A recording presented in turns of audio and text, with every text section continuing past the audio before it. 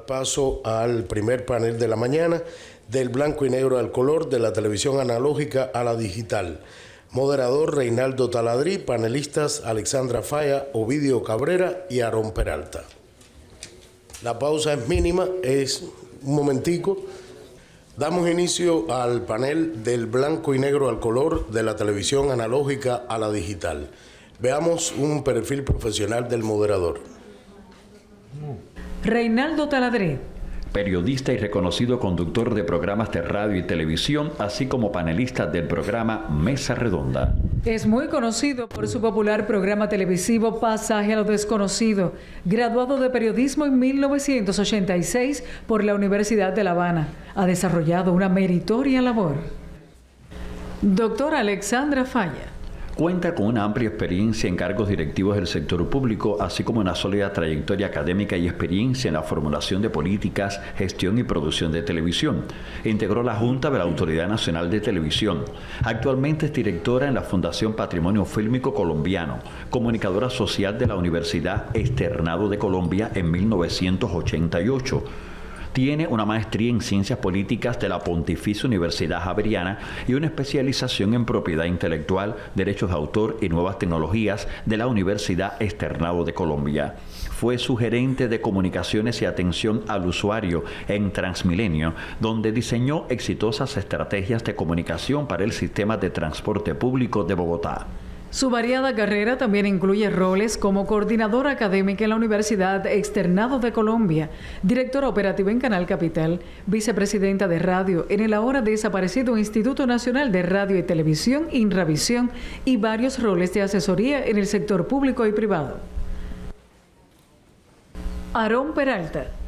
Aarón Josué Peralta Obregón, director general del Sistema Nacional de Televisión Canal 6 de Nicaragua. También se desempeñó como codirector de la Cinemateca Nacional, miembro del Consejo Nacional de Educación de Nicaragua. Miembro del Gabinete de Gobierno de Reconciliación y Unidad Nacional. Productor de Noticias Culturales Iberoamericanas, NSI, de la Asociación de las Televisiones Culturales y Educativas Iberoamericanas, ATI. Ovidio Cabrera. Locutor, director de programas informativos, productor de programas de la Televisión Nacional Cubana. Desde 1978 a 1985 fue director del Noticiero Nacional de la Televisión Cubana.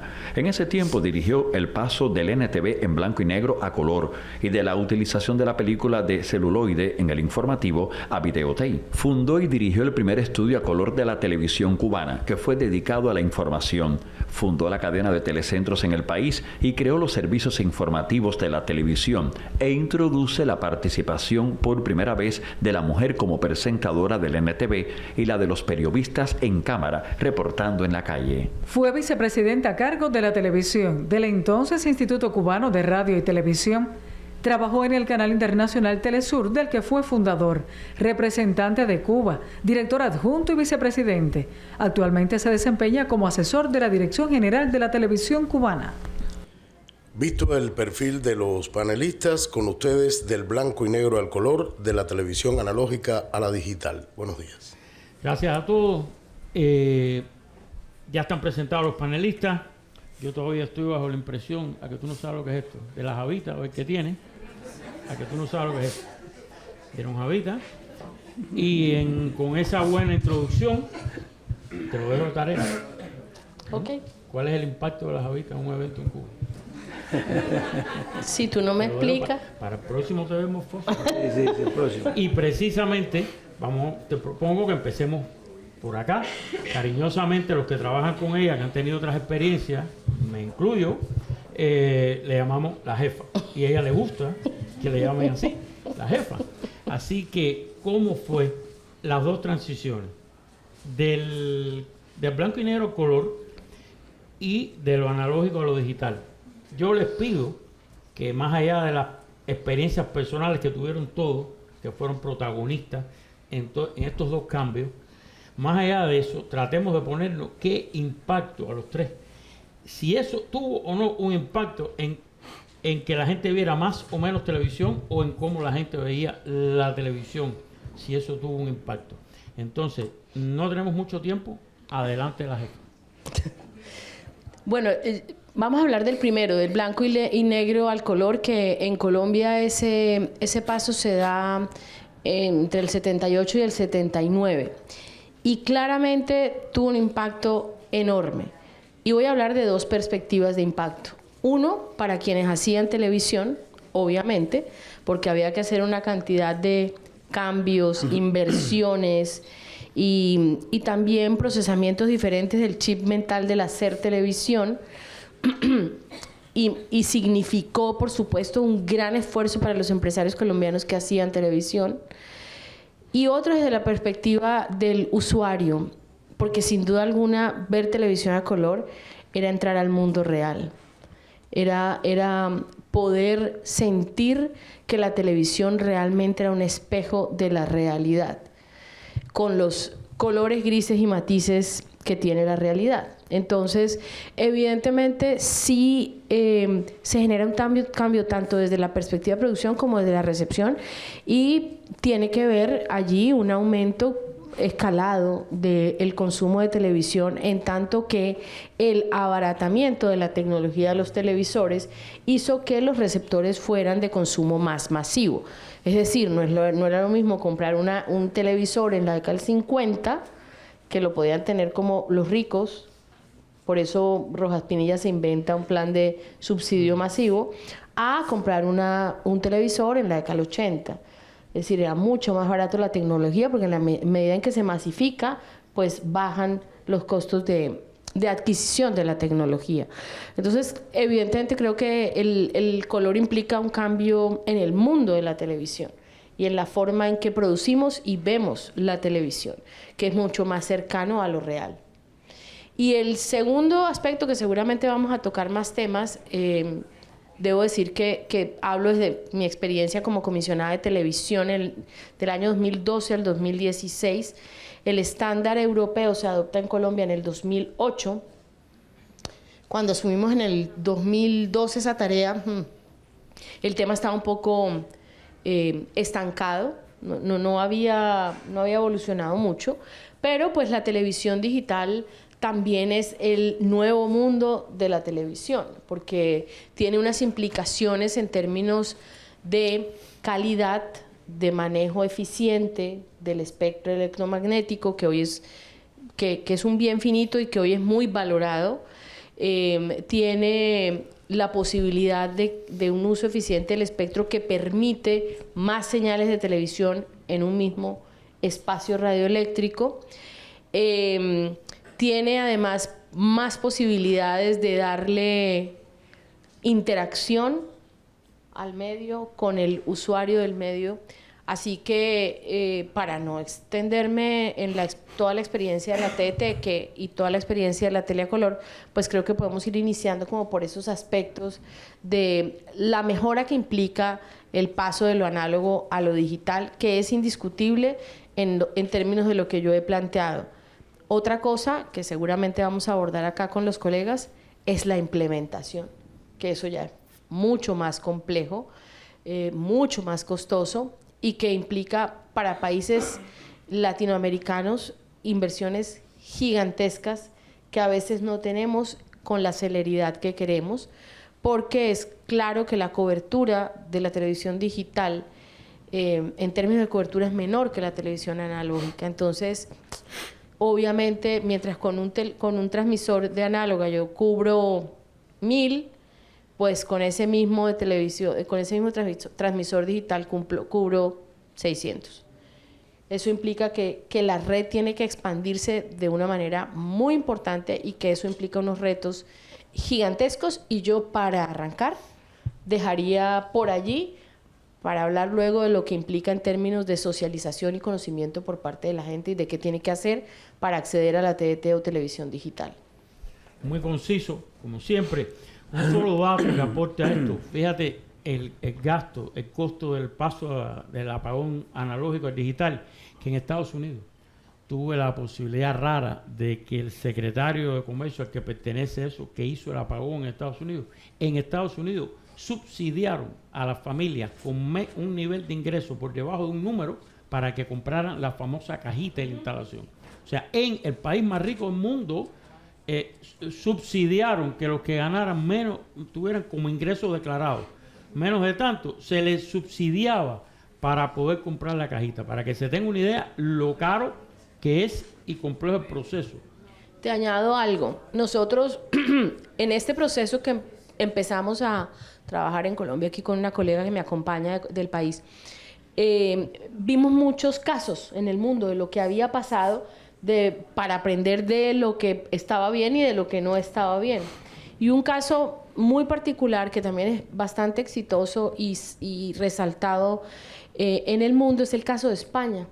En España, en donde tú vas a la alcaldía o a la autoridad local y dices y llevas una constancia de que no recibes señal, el Estado te da el decodificador para que tú recibas. Es decir, y allí, más aún, ni siquiera tiene que ver con el poder adquisitivo, sino que simplemente si el Estado no te garantiza que allá te llega, a través del dispositivo te lo garantiza y te da en muchos pueblos de España la cajita. La cajita. La cajita famosa. La cajita.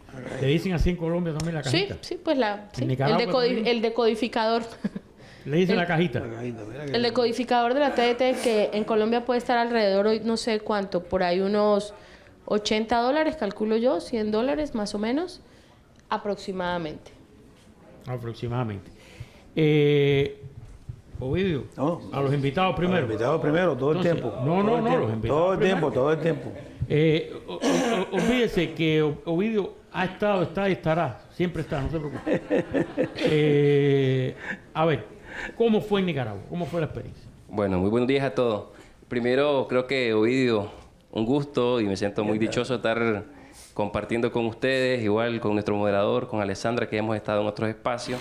Y yo sí quisiera aprovechar el momento, si me deja, para reiterar la felicitación por esos 75 años de arduo y fructífero trabajo de la televisión cubana, para su director, vicedirector, para todo el equipo de trabajo de televisión cubana, de parte del pueblo nicaragüense, de nuestros copresidentes, el comandante Daniel, la compañera Rosario, el saludo, el abrazo, el cariño fraternal, porque así como mencionaba Alessandra en su exposición, también la televisión cubana ha ayudado muchísimo a Nicaragua en la producción desde la primera etapa de la revolución en los años 80. Hablábamos precisamente con Ovidio antes de este panel sobre esa experiencia y ahí pues podemos ir conectando este tema de lo análogo a lo digital. En Nicaragua, para un poco contextualizar, continuamos transmitiendo en señal análoga. No hemos hecho todavía el apagón o la transición hacia lo digital. Sin embargo, hay un esfuerzo muy importante y que se está desarrollando desde el ente regulador, que es Telcor en Nicaragua, y se está trabajando en un plan maestro de esa transición a lo digital. Creemos, y se está haciendo también con las televisoras de todo el país, que va a ser un proceso que va a ir por fases, ¿verdad? Quizás 3 fases se están calculando, ¿verdad? En este primer momento nosotros hemos tenido ya un avance como televisión pública, como televisión estatal, Canal 6. Nosotros tenemos ya instalado un transmisor de 3 kilos, ¿verdad? En nuestro centro de transmisiones, en el crucero, en Managua, el cual está transmitiendo 24 horas, ¿verdad? Al día, para específicamente la señal del Pacífico, que es Managua, Masaya, Granada, la zona más cercana a la capital. Estamos transmitiendo en una nueva señal, en un nuevo canal, que es el canal 20, 20.1, 20.2. Nos permite prácticamente 4 señales, una señal en SD y 3 señales en HD, ¿verdad? Estamos transmitiendo contenidos principalmente educativos. ¿Quiénes pueden ver esta señal? Bueno, quienes tienen los receptores, ¿verdad? Que hay en el país en este momento. No es masivo, es una señal precisamente de prueba, por eso decimos que quizás Canal 6 está siendo pionero en este sentido, transmitiendo contenido. Lo que hemos visto, ya tenemos funcionando más de 3-4 años con esta señal, lo que hemos visto es una calidad impresionante, ¿verdad? Cuando uno pone la televisión y ve la señal y la pone a la par de la análoga, ¿verdad? Es una cuestión impresionante, pues, de la calidad, la nitidez, incluso el disfrute de la misma imagen es distinta, ¿verdad? Entonces, nosotros creemos que va a ser un gran paso, pero sí estamos muy conscientes de que en el caso nuestro, en el caso de Nicaragua, debe de ser un proceso en el cual se va a llevar poco a poco, no creemos que vaya a ser de una sola vez, y como bien decía, está a cargo principalmente desde la Presidencia de la República, desde el ente regulador que está el COR y los medios de comunicación en su conjunto, ¿verdad?, quienes están llevando el proceso poco a poco. Nosotros hemos visto que desde que llegó la televisión a color a las pantallas de las familias nicaragüenses, pues la impresión ha sido positiva, ¿no? Disfrute de mejor calidad, mejor sonido, mejor imagen, mayor nitidez, con mayor producción también. Nosotros hablábamos en los años 50, 60, 70, cuando la señal televisiva pública estatal estaba a cargo de la dictadura de los Somoza, lo que se transmitían eran enlatados de Estados Unidos. Incluso la programación, irónicamente, era en inglés, ¿verdad? En Nicaragua se habla el español, ¿verdad? Entonces era una cosa que no se podía entender. Cuando llega el triunfo de la revolución en el 79, se comienza a producir una cantidad increíble de programas nacionales como Séptimo Libre, Chocobito Chimbarón, programas de cultura, noticieros. Todos estos programas, por ejemplo, fueron acompañados de hermanos y hermanas de la televisión cubana, ¿verdad?, que nos ayudaron con INCINE, con el sistema sandinista de televisión. Y luego ya en esta segunda etapa de la revolución se hace un relanzamiento del Canal 6, y en ese relanzamiento se comienza una nueva producción de nuevos programas culturales, científicos, de entretenimiento, deportivo, y que por supuesto disfrutan las familias nicaragüenses a través de nuestra gran pantalla, que es la televisión tradicional, pero además de las multipantallas que ya estaremos hablando. Bueno, entonces, como está organizado, son las 3 exposiciones y después el intercambio. Exactamente. Entonces, le voy a dar la palabra a Ovidio Cabrera, alguien que ha estado en la historia de la televisión cubana, desde arriba, desde el centro y adentro también. Como ha estado en todo, adelante, Ovidio. Gracias, tengo una balita aquí, me pusieron una balita. Sí, me privilegiaron, le dije que ellos se lo pusieran a los compañeros, pero bueno, tranquilo. Bueno, yo quería, como estamos en las vísperas del 75 aniversario de la televisión, hurgando en algunos documentos, etcétera, me encontré una curiosidad que se las voy a decir brevemente, y es que en 1928 se hace por primera vez en Cuba un monitor de televisión, un monitor. Ensamblado aquí. Ensamblado aquí. Y lo hace, no en La Habana, una otra curiosidad también, lo hace un técnico norteamericano, técnico, y un cubano que era el asesor de él, en el Central Melanio Hernández, en Tabasco, en Las Villas, cuando eso es la provincia de Las Villas. ¿Qué pasa? Que hacen ese monitor, la RCA está en una ciudad en Estados Unidos haciendo pruebas de la televisión y pueden captar esa señal. Y captan la señal esa de esa ciudad de Estados Unidos. Y después, bueno, después viene la depresión del 33, después viene la Segunda Guerra Mundial.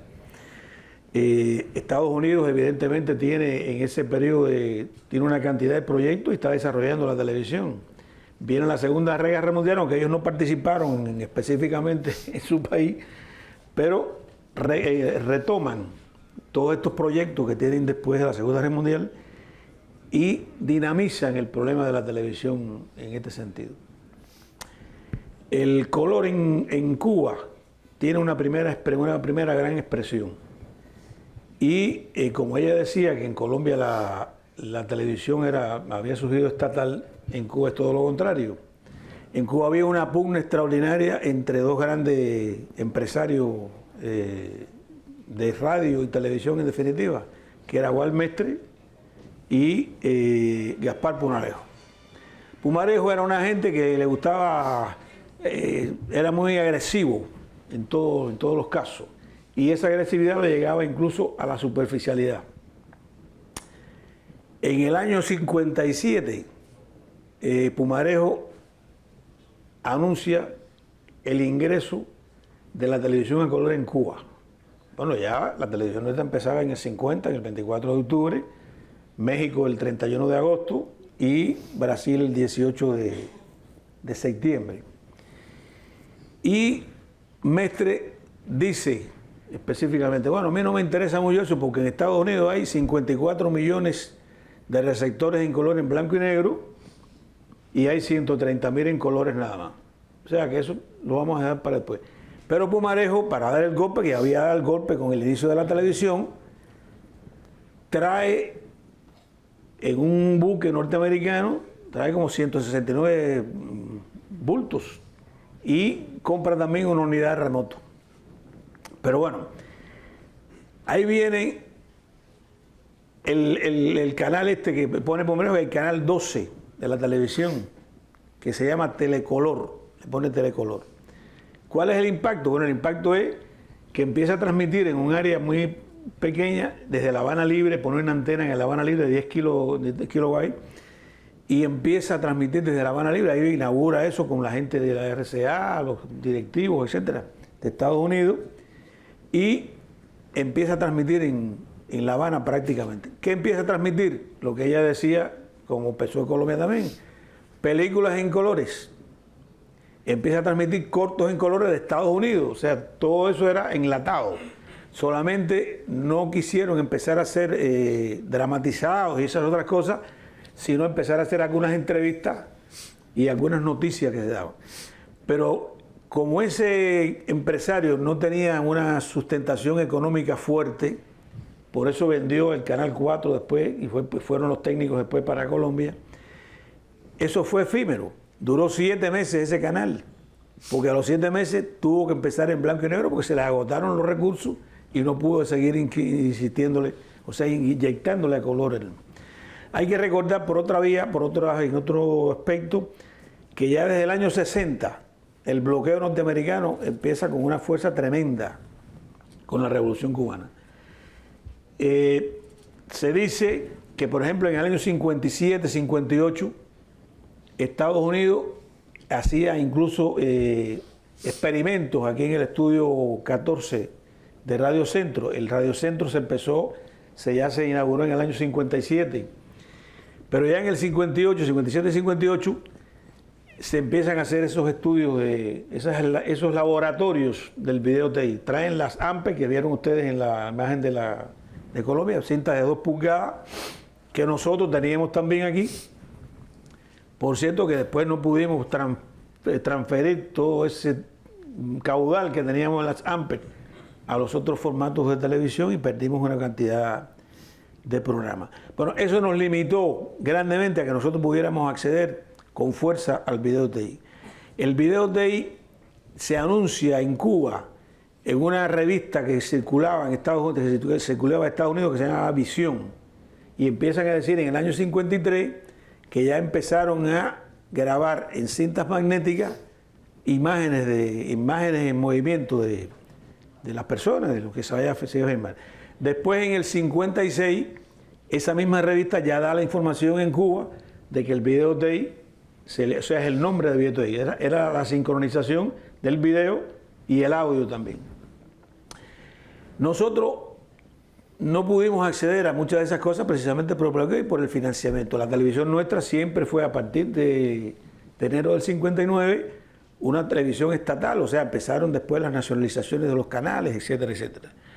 El primer hito que nosotros tenemos con relación al color en la televisión cubana es en el año 75, 1975, que es cuando se adquiere una unidad de color japonesa NET, y se adquiere también un máster de televisión en color que se le pone a Tele Rebelde. Cuando eso yo era director de Tele Rebelde, estábamos dividiendo la televisión, en buen sentido de la palabra, el Canal 6, porque la televisión tenía una sola dirección, el Canal 6 para una parte con sus equipos y el Canal Tele Rebelde para otra parte con sus equipos. El Canal Tele Rebelde era un canal que ya se había unido con la Santiago de Cuba, o sea, el Canal 2 de la televisión llegaba hasta Camagüey, y la señal de estas 5 provincias orientales llegaba hasta Camagüey, o sea, era para las 5 provincias orientales. Se une el Canal 2, tomamos el nombre de Tele Rebelde y se hace el Canal Tele Rebelde Nacional, que se le pone su canal compañero, precisamente de una experiencia que Danilo Sirio trajo de Nicaragua. En Nicaragua había un canal que se llamaba su canal, le decían su canal compañero de él, no sé si existe todavía o no. Y esa experiencia la tomamos nosotros para el Tele Rebelde y le pusimos Tele Rebelde, su canal compañero, que eran los eslogan que tenían incluso algunos de los canales en la televisión. En ese momento, que ya empieza la revista Buenos Días por la mañana, para combatir lo que era Radio Martí, nos plantearon un programa de media hora y yo dije que no, que como con un programa de media hora nosotros vamos a combatir a Radio Martí. Y empezamos a hacer una revista de la mañana que se llamó, que empezaba a las 7:30 de la mañana y terminó como a las 12 del día. Y ya empezamos a armar ese canal Tele Rebelde. En el canal Tele Rebelde hay dos situaciones. O sea, una, que el noticiero de televisión siempre fue la base de todas estas cosas, tanto del Canal Caribe ahora como de todos los otros canales informativos que hubo. Ahí tuvimos que pasar. El noticiero de televisión se hacía con películas de 16 milímetros que se filmaban a las 10 de la mañana aquí en la Universidad de La Habana, en el buen sentido. Se buscaba la película, se mandaba a editar al ICAI, los laboratorios que precisamente hizo el canal ese de color ahí en Almendares, y al día siguiente venía, se editaba y salía el noticiero a la 1. O sea, un día y tanto de retraso desde el punto de vista de la información ágil del noticiero. Y empezamos a pasar de esa película, también las provincias tenían un corresponsal, que era más bien, no era más bien periodista, sino era camarógrafo, que mandaban esas laticas por las guaguas, los ómnibus de las provincias. Veníamos a la terminal de ómnibus, agarraban ahí las películas, se mandaban y hacía el mismo proceso. Bueno, ahí empezamos a pasar ya para acá, para Radio Centro, el noticiero de televisión, y empezamos a hacerlo ya en video. Que las primeras camaritas de video portátiles hicieron un recorrido con el comandante en jefe que hizo por África. Me acuerdo que yo llegaba en ese momento a la televisión, yo era subdirector del periódico Juventud Rebelde. Y ahí empezaron a transmitirse algunos elementos de color, pero no con la unidad que realmente se requiere de una televisión en colores para todo el... Digo que el primer hito fue del 75. Después, otro gran hito que fue la transmisión del vuelo del cosmonauta nuestro desde Moscú, que se transmitió también en colores desde Moscú. Y vino después una unidad de color, un estudio de color que mandaron los soviéticos para empezar a hacer experimentos. Y la adaptación, porque eso era en un sistema SECAN, y teníamos la unidad, o sea, el estudio aquí como estaba Tele Rebelde en aquella vorágine de hacer millones de cosas, la revista Buenos Días, el noticiero, 9550, que era lo que yo le decía al nicaragüense, que lo llevamos a Nicaragua, tuvimos que salir de Nicaragua porque íbamos a ir a Granada, y fue el golpe de Granada, tuvimos que virar para La Habana. Había un auge de Tele Rebelde muy fuerte en ese sentido, y realmente el partido nos apoyaba mucho con esa actividad, porque era la actividad informativa, incluso deportiva porque se había heredado el Canal 2 de la televisión, que transmitía siempre la unidad de la pelota. Recuerdo que cuando el ministro de la FARC en ese momento, bueno, era segundo secretario también del partido, me llama en un momento determinado a 7 de la noche para su oficina para darme $1 millón. Y entonces, bueno, yo me asusté, porque imagínate tú, de las recaudaciones que había hecho las Fuerzas Armadas con sus empresas que tenían. O sea, no solo había quitado al Estado, sino, y sobre todo para hacer las corresponsalías en las provincias. Y empezamos a hacer las corresponsalías en las provincias. Ya había ocurrido la cosa del Poder Popular, la división político-administrativa. Ya eran las 15 provincias. Compramos una cámara en colores para cada una de las provincias. Compramos el primer generador de caracteres, la primera cámara lenta. Y en esa reunión que tuvimos, que nos dieron ese dinero, me acuerdo que está viendo en blanco y negro un juego de pelota de Santiago de Cuba. Y entonces viene un fly para el centro de field, era por la noche, que se iba a ver en aquel blanco y negro Y me dice, ¿y cuándo tú puedes resolver esto para verlo a color? Y digo, bueno, vamos a ver. Inmediatamente con la unidad de net que teníamos, Danilo y yo nos sentamos, empezamos a ver transmisiones norteamericanas de pelota y empezamos a adaptarlas a nuestras cosas. Le incorporamos, no sé si algunos deben acordarse, el camarógrafo en el estadio, que cuando los peloteros se conocían por el nombre, pero no precisamente por la cámara, por la cara. Y ese camarógrafo, sí, en cada bateador registraba el rostro de cada uno de los peloteros. Ya la pelota empezó a transmitirse en ese sentido en una buena cantidad, porque el canal tenía esencialmente una información deportiva, el noticiero deportivo, la pelota, o sea, ocupaba una buena cantidad de información del canal. Después, bueno, vienen las técnicas soviéticas. Bueno, pero vuelvo a la idea del estudio. El estudio, Julio Delgado, un técnico nuestro, había estudiado la transición, de adaptación de esa unidad. Y como estaba Telerebelde en su apogeo, me acuerdo también que habíamos puesto La esclava Isaura, la primera novela extranjera que se puso en Cuba, la pusimos nosotros en Telerebelde.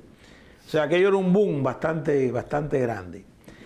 Y entonces se me ocurre, porque ya teníamos que empezar a transmitir de una revista por la noche en Telerebelde, ¿no?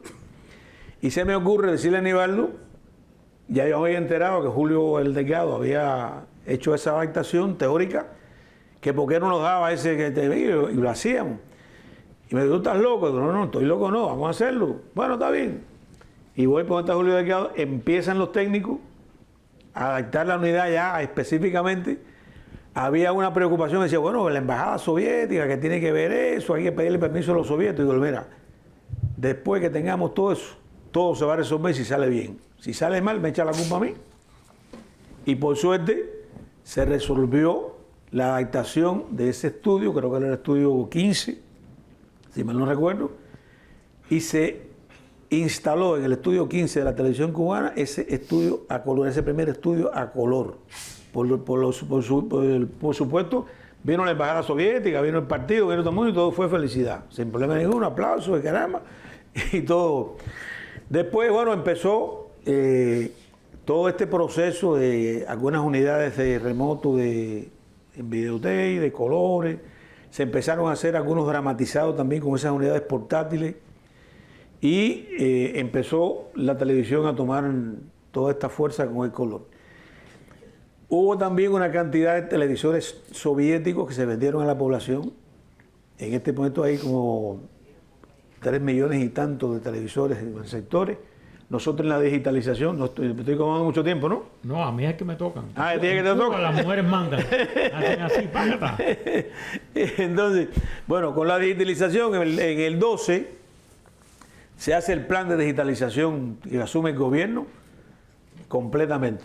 Plan de digitalización para resolver todos los equipos, todo el proceso productivo de las televisoras, el proceso de los transmisores, que ahora van a venir 100 transmisores más también, con los donativos chinos.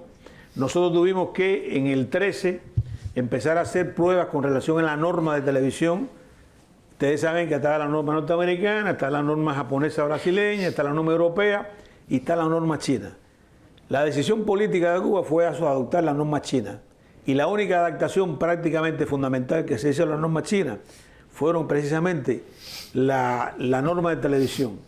O sea, que ellos la transmitían, los chinos, en 8 megabits y nosotros la teníamos en 6 megabits, el ancho de banda de la norma.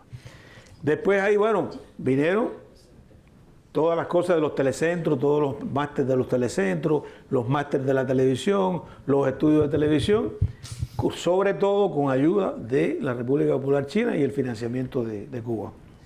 Bueno, ya no puedo hablar nada. No, tranquilo, esta historia, la historia esta es interminable. Solo agregar que la primera transmisión de un país a otro en la historia de la televisión se hizo en Cuba. Se transmitió la Serie Mundial Milwaukee Yankees del 54 en vivo a unas torres que son las torres de satélite de hoy, pero de cemento, que se hicieron aquí de prueba. Y fue la primera transmisión de un país a otro en la historia de la televisión.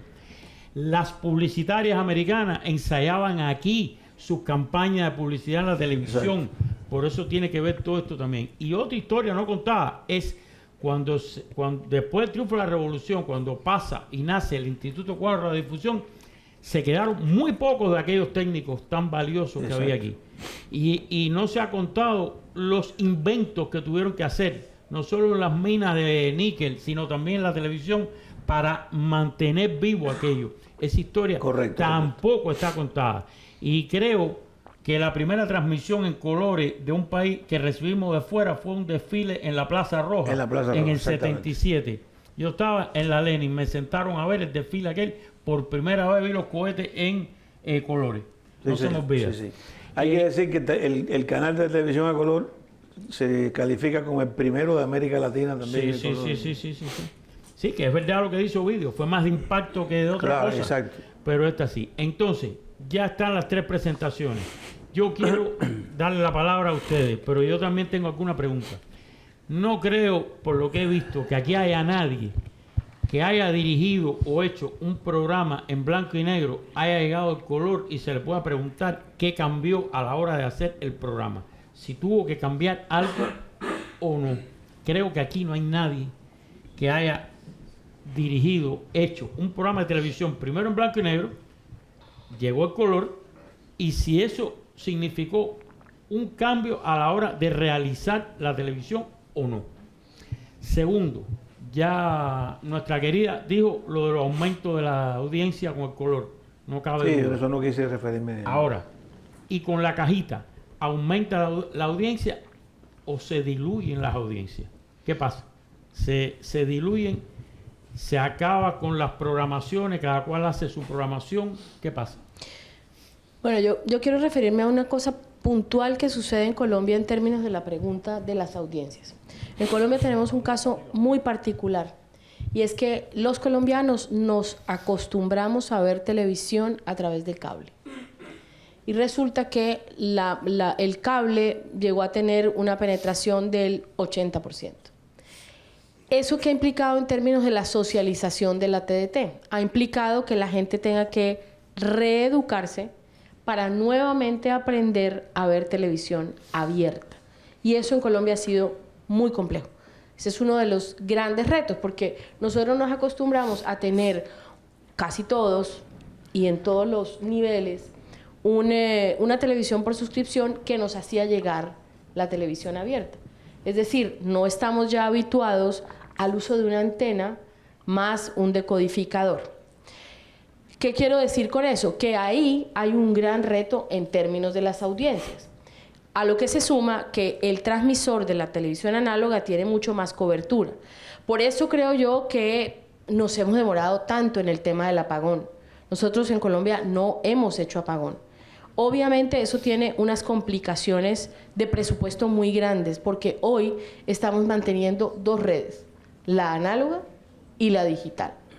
Y eso vale, creo que es uno de los contratos más largos y costosos del Estado colombiano.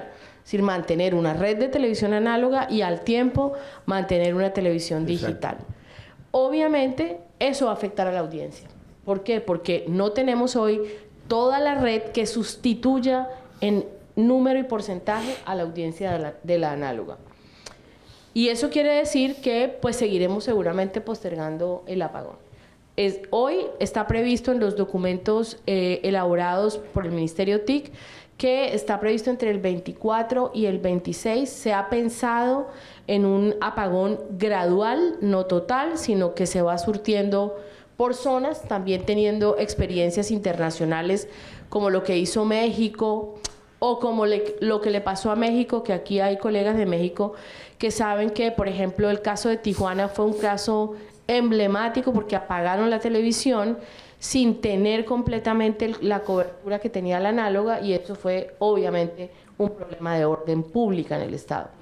Así que ese tema de las coberturas es un tema, y de las audiencias es muy complejo, porque claramente no tenemos la misma cobertura a través de la TDT. Implica que tengo que tener más transmisores que los que tenían análogo. Y obviamente un transmisor digital vale más plata que lo que vale un transmisor análogo. Entonces, digamos que nosotros estamos trabajando a marchas, pero también entendemos que hay unas dificultades para llegar a ese final, que es el apagamos lo analógico y prendemos completamente lo digital. Así que hoy subsisten los dos, que ha sido interesante en términos de audiencia.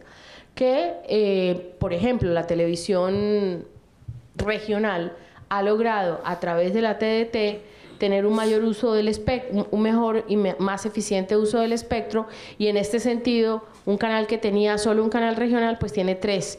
Y entonces, por ejemplo, en términos de audiencia, está atendiendo nichos, lo cual es muy interesante porque hoy sí claramente tenemos una tendencia mediática a trabajar nichos específicos. Entonces, estoy recordando, por ejemplo, el caso de Telepacífico, que tiene un canal que está más orientado a todos los temas de población afro, porque el Pacífico colombiano es una zona eminentemente afro. Ahí está el caso de Canal 13, que también tiene un canal de música. Es decir, se está pudiendo, si bien es cierto, no aumentar, sí trabajar nichos de audiencia, que es un tema bien interesante para la televisión pública, tanto nacional como regional. Pero en Colombia, ese desaprender el tema del cable y volver a la antena no ha sido un tema fácil. Y como futuro, ¿cómo tú ves los futuros de la programación de los canales? ¿Mantener los canales con programación de todo, variada, o la tecnología que multiplica, donde había un canal, hay 10 ahora, va a ir a los canales cada vez más especializados en temas? ¿Cómo tú ves? ¿Se mantendrán los canales, cadenas, vamos a decir así, o generales, con programación de todo tipo, o se especializarán? Yo creo que van a coexistir los dos. Es decir, yo creo que lo que ha permitido, por ejemplo, en Colombia la TDT, es que seguimos teniendo, lo han hecho los privados también, los públicos y los privados, seguimos teniendo un canal generalista. Exacto. Y en paralelo se atienden audiencias específicas. El canal Caracol tiene, por ejemplo, uno que está muy ligado a la información y la opinión, la música. El canal Telecaribe tiene una tradición gigantesca de béisbol, boxeo, deportes que son comunes en el Caribe. Entonces hay un énfasis. Así que yo creo que se van a mantener los dos. Va a estar el que quiere el generalista, pero seguramente que también van a crecer en número estos canales de nicho que atienden poblaciones y audiencias más específicas, que es lo que está sucediendo en las plataformas de streaming también un poco. Hoy las plataformas de streaming, miren qué curioso, están haciendo televisión en directo también, están haciendo transmisiones en directo, y muchas de ellas tienen como gancho comercial pasar la Copa del Rey,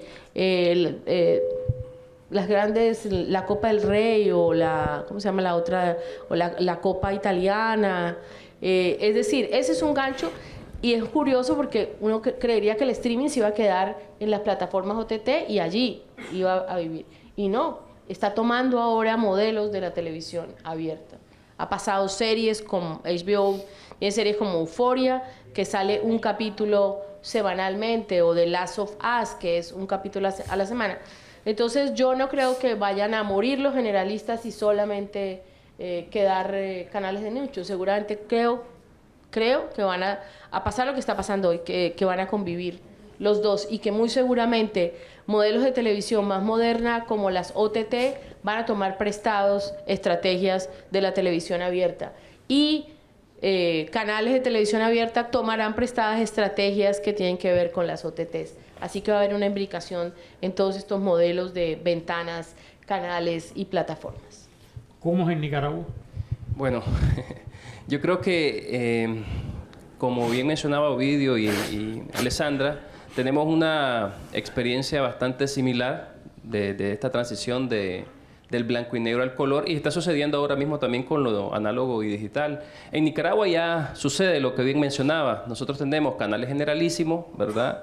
En el caso de Canal 6 es un canal con una parrilla bastante variada, diversa, que va desde lo deportivo, programas de revistas matutinos, infantiles, musicales, etcétera. Y ya tenemos también una señal 15, que es una señal eminentemente para temas educativos. Incluso nosotros somos parte del Consejo Nacional de Educación, donde están los principales entes que administran la educación de nuestro país, y pues el rol de la televisión ahí es llegar a más hogares con contenido educativo. Esto pasó precisamente cuando la pandemia. El rol de la televisión fue un papel importantísimo. Entonces, realmente, cuando se creía que todo estaba perdido en la televisión pública estatal, o se creía que no había audiencia, llegó a ser un gran componente para el tema de sostener el tema educativo en ese momento tan duro para la humanidad como fue la pandemia del COVID. Yo creo que también el tema de la coexistencia va a seguir.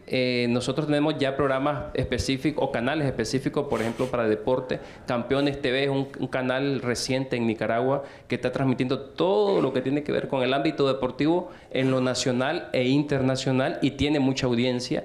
El otro tema son las plataformas digitales. Ya tenemos también plataformas digitales específicas para tipo de evento. Y lo otro es ese tema de la complementariedad, o sea, la televisión tradicional con las nuevas plataformas digitales. Tenemos también esa pantalla. Y en cuanto a la difusión, nosotros tenemos ya una difusión también a través de las cableras locales. Es increíble a la cantidad de hogares y familias que lleva la televisión a través de cable. Y tenemos también otro elemento importantísimo, que son la televisión provincial, algo así me mencionaba, que también la tenemos en Nicaragua, que son los canales locales en los departamentos, que tienen su propia dinámica, sus propias características, su propia diversidad, y también están aportando mucho a los contenidos que estamos desarrollando. Entonces yo lo que veo en el presente y en el futuro es muchas ventanas abiertas para la televisión. Al contrario de lo que se pensaba, ¿no? Que se iba a cerrar, que iba a desaparecer. Yo lo que creo que más bien está llegando a muchos espacios y está ocupando diversos formatos y canales y ventanas por los cuales está llegando a las familias nicaragüenses. Lo cual para nosotros, en nuestro rol, que es educativo, es muy importante, porque logramos nuestro objetivo, que es el mejoramiento de la educación, que es la masificación de los valores, la cultura, etcétera, y por supuesto el entretenimiento, que es muy importante para mí. Sí. ¿Cómo te lo ves, Ovidio? Sí, mira, desde hace rato en la televisión nosotros hemos tenido la percepción de que efectivamente debía haber un canal generalista. Y el canal generalista aquí es el canal 6, el canal que más se ve, el canal que más ve todo el mundo, el canal que siempre fue, sea como sea, críticas o no críticas, fue más favorecido para las cuestiones más importantes, las cuestiones más trascendentales. Pero también en nuestro país el apoyo al problema de información, de la información, que la vemos muy importante por televisión, y la transmisión deportiva, trajo como consecuencia un poco el camino de tener un canal generalista, como es Canal 6, y tener canales especializados, como es Tele Rebelde en deporte y como es el Canal Caribe en información. Ahora, hay un elemento que me parece importante que tener en cuenta, que lo decía también Alejandra, y es que esto no implica que cada uno de los canales tengan que ser exactamente 100% devotos a esa política. Por ejemplo, Tele Rebelde pone películas relacionadas con el deporte, cuando tienen para promover el deporte y promover los grandes deportistas, etcétera, etcétera. Y hay algunas cosas que se pueden poner, incluso en el informativo, etcétera, que no tienen específicamente que ver con otras cosas, pero que caben en el informativo. O sea, que la política es un poco amplia en este sentido. Yo pienso que la televisión, más que de crecer, se multiplica. Se multiplica con estas cosas que decían ellos. O sea, la televisión se ve por el celular, la televisión se ve por las redes, la televisión se ve por millones de cosas. Y ese, disculpame, si te ayudo ahí a saltar la palabra, también es un gran desafío, porque la televisión digital terrestre supone más espacio para más señales. Pero pongamos, si tenemos un canal solo cultural, solo temas ambientales, solo deportivo, también significa un gran desafío para la producción. ¿Cuánto cuesta mantener un canal deportivo para no estar repitiendo el mismo partido, ¿verdad? Vamos a poner el mismo partido de béisbol 5 o 6 veces al día. Hay que poner boxeo, hay que poner fútbol, hay que poner béisbol, hay que poner artes marciales, ajedrez. Nosotros lo hacemos e implica un gran desafío llenar con más producción esos espacios. Y no puede ser que toda esa multiplicidad de canales se conviertan en repetidores de los grandes que tienen dinero para producir. Estaban hablando de la Champions League. Esos son derechos que se venden, la producción del partido la hace alguien y después la transmiten X gente. O sea, una cosa es quién produce, quién tiene la capacidad de producir, y otra cosa es si ya va a haber 10 opciones, donde había una de ver eso. O sea, que yo puedo ver ese partido en este canal, en este streaming, en este aquí, en este acá, pero estoy viendo lo que produce uno. ¿Tendrán los 10 la posibilidad de producir? Yo creo que sí. Les voy a hablar de un caso puntual, que aquí la colega no me deja mentir. Nosotros trabajamos en un canal regional de Bogotá, que es un canal que cubre solo la capital. E hicimos un ensayo, lo que pasa es que hay que ser creativos también, ¿no? Y ver uno cómo compite y a qué le juega. Hicimos un ensayo muy interesante de transmitir lo que en Bogotá se denomina el fútbol de la B. El fútbol de la B es un fútbol más amateur, no es el fútbol profesional, que es el de la A, que tiene, por supuesto, mucho más público, pero el fútbol de la B tiene mucha importancia para Bogotá. Y lo que hicimos fue transmitir el Tour de Francia, claro, había que comprar unos derechos y una producción que es costosísima, o sea, transmitir el Tour de Francia, la Vuelta a España, el Giro de Italia, pues eso vale unos recursos, pero en paralelo hacíamos la producción y la transmisión del fútbol de la B, que era curiosamente muy rentable económicamente, porque volvemos a lo mismo. Al final del día, la gente quiere verse en la televisión. Y estas grandes plataformas a veces no lo permiten. Y la gente busca finalmente verse en la televisión. La televisión es un espejo también. Cuando uno hace un análisis de la métrica de las OTTs actualmente, hablo por ejemplo de coger la métrica de, qué sé yo, de Netflix en Colombia, generalmente dentro del top de las 10 más vistas puede haber 4 producciones colombianas. ¿Eso qué indica? Que la gente también quiere ver una producción colombiana, no solamente televisión internacional, no solamente... Entonces siempre está en el top de las 10 primeras, hay 3, 4 series colombianas que obviamente pues tienen un trabajo de mercadeo importante y demás, pero son colombianas, porque a la gente le gustan las historias colombianas, porque la gente quiere ver a los actores colombianos. Y yo creo que finalmente eso pasa, es decir, no creo que un canal que no conecte absolutamente nada con la gente vaya a prosperar. Obvio, si a mí me gusta el fútbol, pues me voy a donde transmiten la Champions, la Bundesliga, y ya, porque ese es un canal seguramente especializado en deportes. Pero creo que siempre hay la posibilidad de poder producir estos contenidos que tienen un sabor más local y que para la gente siguen siendo muy importantes. La transmisión del Carnaval de Barranquilla en Telecaribe es muy importante. La transmisión de el Petronio Álvarez, que es el gran evento de la afrocolombianidad colombiana, tiene mucho rating en Telepacífico. Y eso nos da un indicativo, de que la gente siempre espera verse y no solamente tener contenidos de afuera. Claro que están bien, pero siempre los mezclan. Mira, yo quería decir lo siguiente, la televisión en todas partes del mundo es cara, admite dinero. Creo que la única televisión en el mundo que a veces se hace sin mucho dinero es la nuestra.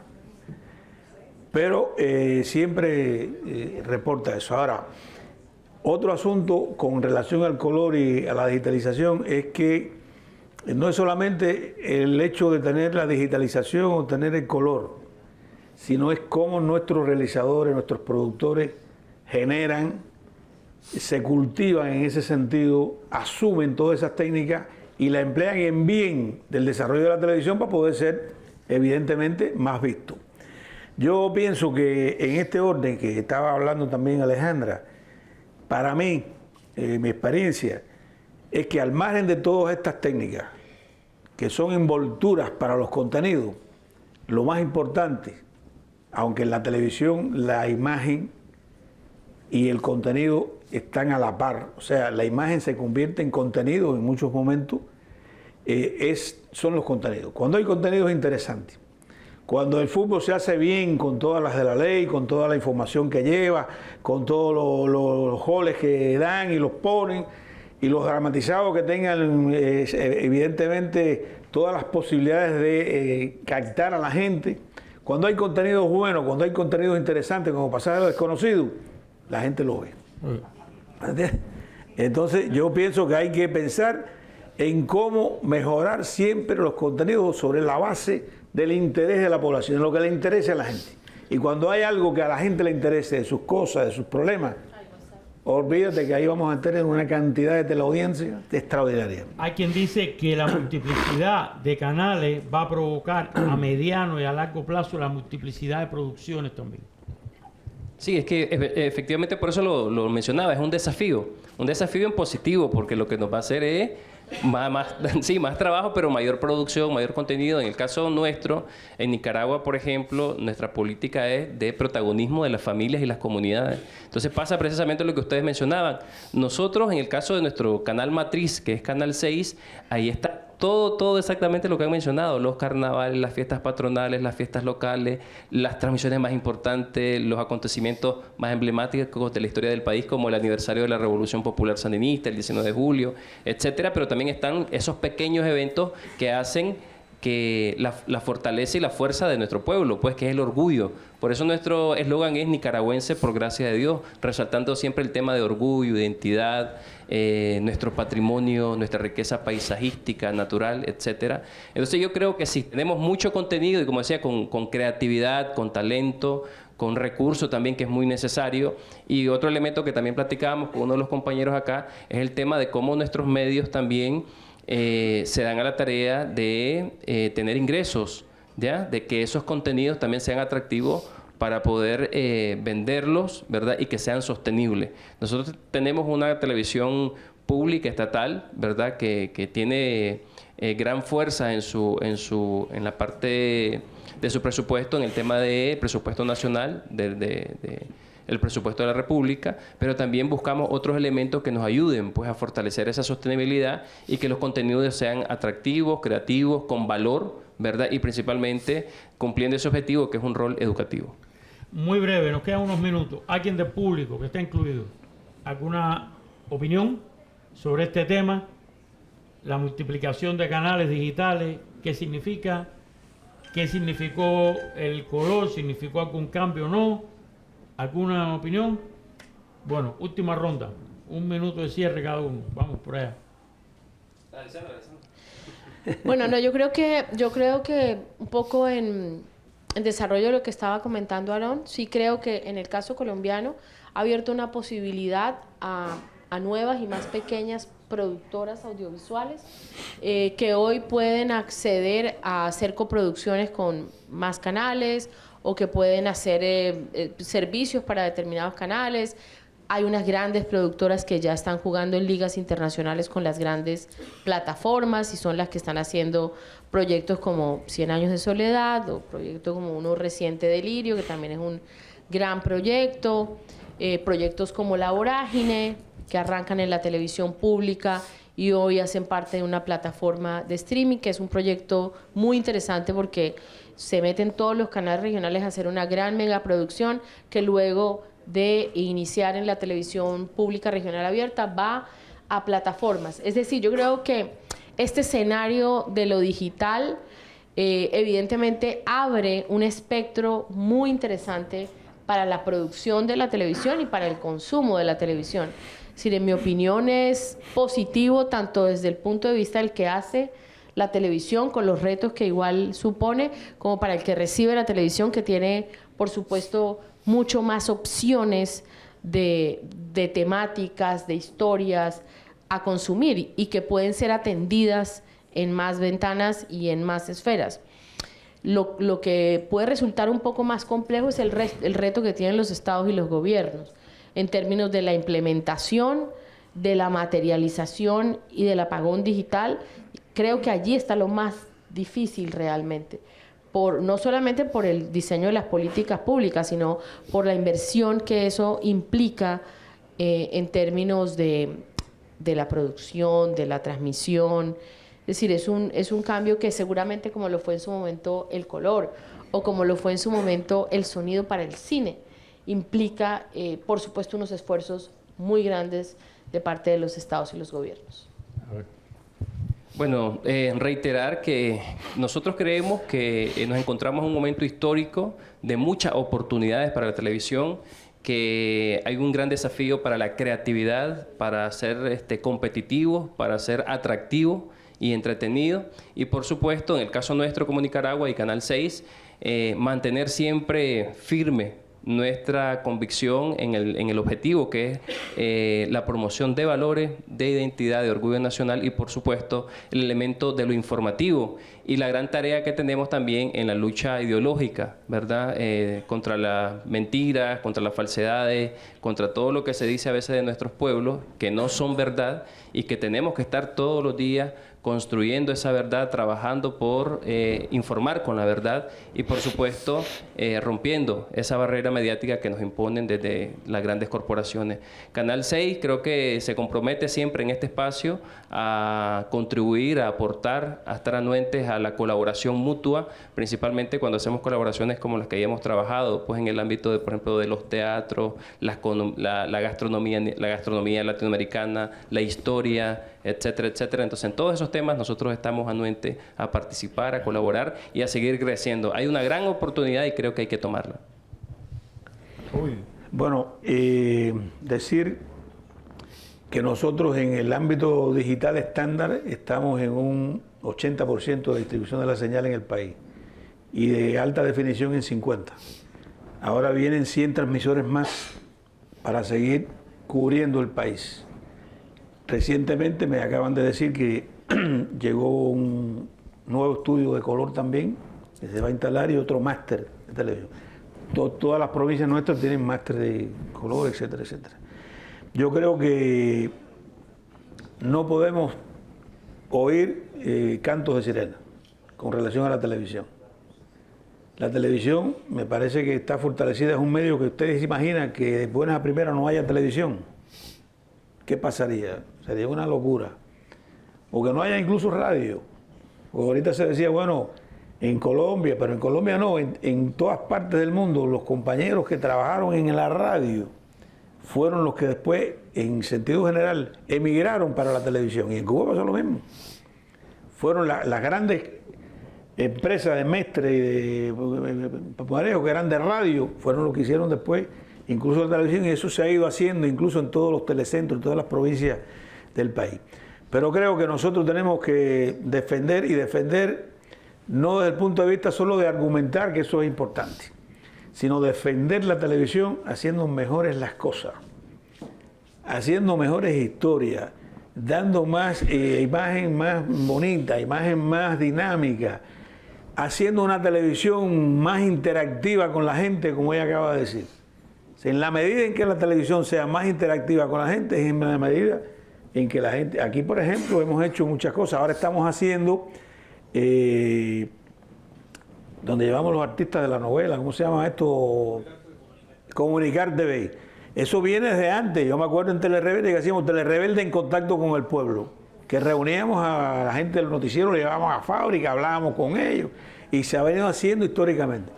Y en la medida en que esto sea más interactivo, en la televisión sea más interactiva, y que hagamos una televisión mejor en todos los sentidos, vamos a tener mucha más teleaudiencia, absolutamente. Así que muchas gracias. Gracias a ustedes. Y quizá uno de los retos es, hay fiestas populares que llenan pueblos, hay torneos de deporte que llenan estadios locales, hay cosas de naturaleza que movilizan a toda una provincia, a todo un lugar. Cómo hacer próspero y sostenible que se pueda producir localmente también y mostrar eso también. Exacto. Porque de buenas intenciones está lleno. Muchísimas gracias a los tres. Termina este panel. Gracias a ustedes y a todos. Agradecemos al moderador y a los panelistas.